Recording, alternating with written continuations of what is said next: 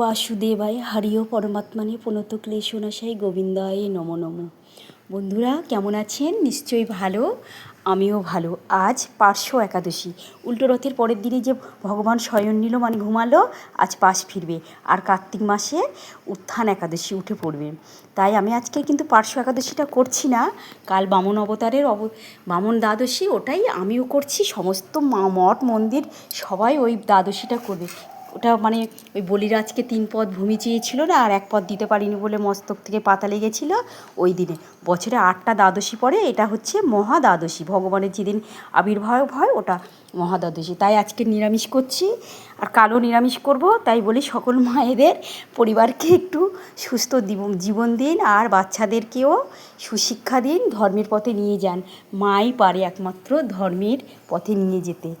একটা নারী সংসারকে সুস্থ সবল করে তুলতে পারে নারী, যদি নারী হয়। আনেরই হলে হবে না, সব গেল।